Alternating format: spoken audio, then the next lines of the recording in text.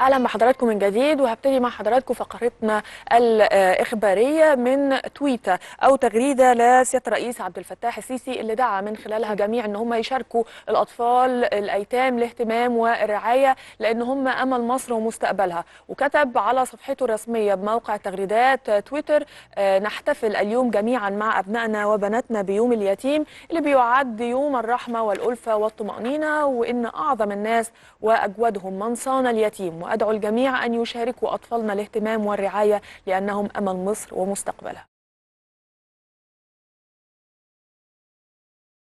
أنا نفسي واخد طاقة إيجابية، طاقة جميلة، في وسط الشباب عنده جواه قدرة رهيبة عشان يحطم صعاب، وانه يقدر يكونوا ابطال عالم، سواء كان في السباحه او سواء كان في القاء الشعر او في نبغات كتيره قوي موجوده. ودي العزيمه اللي موجوده اللي جوه المصريين. هم ناس جميله، هم اللي عاملين في حياتنا حاجه جميله. هم دولت هم اللي عاملين الستر في حياتنا. تمام.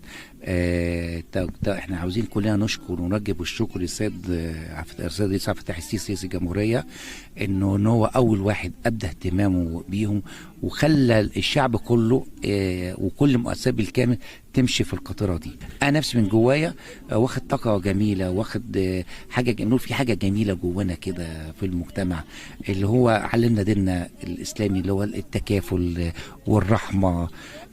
فانا سعيد جدا بيهم، بقول لهم يا اولاد انتوا ممكن انتوا تقدروا تحققوا المستحيل، وهتقدروا تحققوا اكتر واكتر واكتر، وهتكونوا بالعكس انتوا هتكونوا لكم دور جدا جدا في مسيره البلد، هتكون لكم دور جدا جدا في الجمهوريه الجديده اللي كلنا بنحلم بيها باذن الله.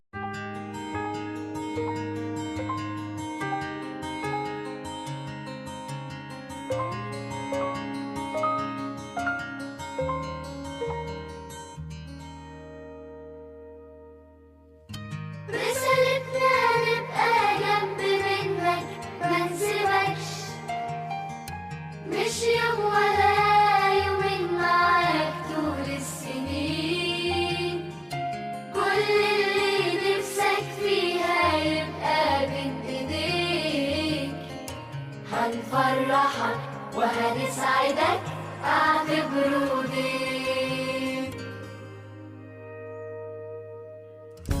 احنا معاك هننور لك طريقك، احنا معاك ايدينا تكون في ايدك، الخير معانا وانت هتشوفه بعينك،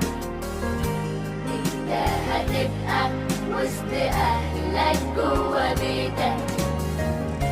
احنا معاك هننور لك طريقك، احنا معاك ايدينا تكون في ايدك، الخير معانا وانت هتشوفه بعينك، انت هتبقى وسط أهلك جوا بيتك.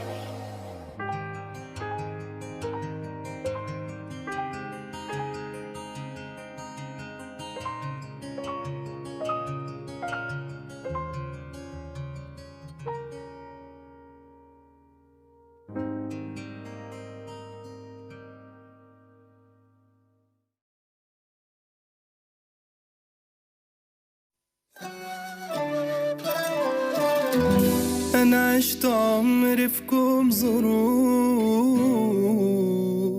إحساس ما يتقلش في حروف. أنا بحتاج لك اوعى تسيبني، خليك جنبي الود جميل، اسأل عني فرح قلبي أول جمعة من إبريل. أنا محتاج لك اوعى تسيبني، خليك جنبي الود جميل، اسأل عني وفرح قلبي أول جمعة من إبريل. نفسي أحس بمعنى العيلة، نفسي في حد ياخدني في حضنه، يسألني عني واحكيله، ويخليني أحس بحبه. اوعدني إنك تيجي تزورني، دي زيارتك ليا هتبسطني، وكفاية إن الكل فاكرني أول جمعة من إبريل. أنا محتاج لك اوعى تسيبني، خليك جنبي الود جميل، اسأل عني وفرح قلبي أول جمعة من أنا كنت أضعف بعترف ولقيتنا لست أقوى بيه. حلمي أنا بتمسك تعافرت تعبت واديني قصادكوا وصلت ومشرف بلدي بجد وياما قالولي ده صعب لكني قدرت. لا ظروف هدتني ولا اتشدت لطريق تاني غير الصح. موضوع مش سهل لقيت كل أهلي وبينكوا بعيش وكبرت. موضوع مش سهل لقيت كل أهلي وبينكوا بعيش وكبرت. الحقيقة أنا بوجه لهم الشكر، بوجه لأولياء أمورهم السيدات الفضليات اللي موجودين معانا النهاردة، أولياء الأمور اللي موجودين. الحقيقة كل الشكر والتقدير ليهم. الحقيقة يعني بشكرهم ومفيش كلام أقدر أقوله بعد اللي عمله فخامة الرئيس ومدى الاهتمام البالغ. وهذا الحزب يعمل من أجل خدمة المواطن زي ما سبق وقلت، بما يعود على الفائدة اللي احنا بنسعى وبنرجوها، وهي الوطن مصر. دولتنا تستحق الكثير. احنا كأحزاب سياسية أو كحزب حماة الوطن لازم زي ما القيادة السياسية بتطالب دايما ان الدولة لن تعمل وحدها ولا الحكومة لن تعمل لوحدها، لابد من مشاركة منظمات المجتمع المدني والأحزاب السياسية في دعم الدولة في كافة احتياجاتها وتغطية كل ما يطلبه المواطن المصري اللي ما بتقدرش الدولة توصل له، احنا بنوصل له.